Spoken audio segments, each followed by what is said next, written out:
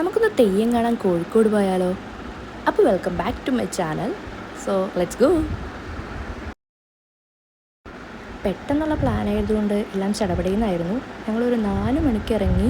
ഞങ്ങളെന്ന് പറയുമ്പോൾ വിഷ്ണുവും അമലും തീർത്തേയും ശ്രീകീർത്തിയും ഞാനും, ഞങ്ങൾ 5 പേര് കൂടിയാണ് പോയത്. ഒരു 10 മണിയായപ്പോഴും ശ്രീകീർത്തിയുടെ വീട്ടിൽ നല്ല ക്ഷീണമുള്ളതുകൊണ്ട് ഞങ്ങളെല്ലാവരും പോത്തുപോലെ കിടന്നുറങ്ങി. കണ്ണ് തുറന്നതാണെങ്കിൽ 11 മണിക്ക്. പിന്നെ ഞാനും അമലും രാവിലെ എണീറ്റ് പറമ്പൊക്കെ ഒന്ന് കാണാമെന്നൊക്കെ കരുതി ഇങ്ങനെയൊക്കെ ഇറങ്ങി. കൂട്ടത്തിൽ പല്ല് തേപ്പ് നടന്നു. പിന്നീട് കണ്ട കാഴ്ച ഇതാണ്. തീർത്തേയും ഇവിടെ വൺ പ്രിപ്പറേഷനിലാണ്. എഴുന്നേറ്റത് 11 മണി ആയതുകൊണ്ട് ഞങ്ങൾ ബ്രഞ്ച് മതിയെന്ന് തീരുമാനിച്ചു. വിശപ്പ് കത്തിക്കേറി വരുന്നതുകൊണ്ട് എല്ലാവരും ചടപടേന്ന് കാര്യങ്ങൾ ചെയ്യാൻ തുടങ്ങി. അപ്പോഴും നമ്മുടെ വിഷ്ണു മുകളിൽ പോത്ത് പോലെ കിടന്നുറങ്ങിയായിരുന്നു. പൊതുവെ ഞാൻ ബ്രേക്ക്ഫാസ്റ്റ് സ്കിപ്പ് ചെയ്യാറില്ല. അതാണെങ്കിൽ ഇന്ന് സ്കിപ്പ് ചെയ്യുകയും ചെയ്തു. വിശപ്പാണെങ്കിൽ കത്തിക്കേറി വരുന്നതുകൊണ്ട് കയ്യിൽ കിട്ടിയ പച്ചക്കറി എല്ലാം ഞാൻ വിട്ടു വിഴുങ്ങി.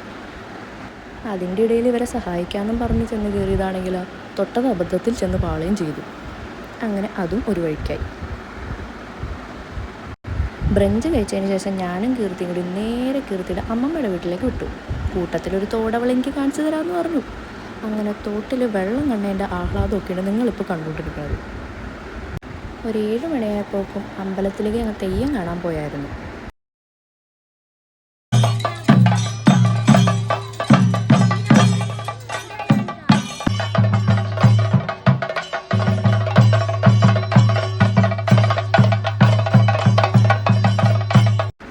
ഇത് ഞാൻ അമ്പലത്തിൽ വെച്ച് പരിചയപ്പെട്ട പിള്ളേരാണ്.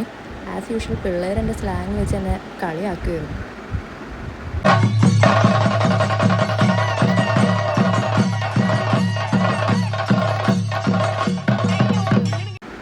അങ്ങനെ തെയ്യവും വെടിക്കെട്ടൊക്കെ ആയിട്ട് അന്നത്തെ ദിവസം കഴിഞ്ഞു.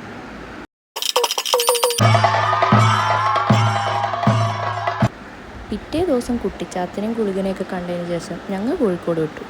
അപ്പം ബൈ ഗൈസ്, നെക്സ്റ്റ് വ്ളോഗിൽ കാണാം.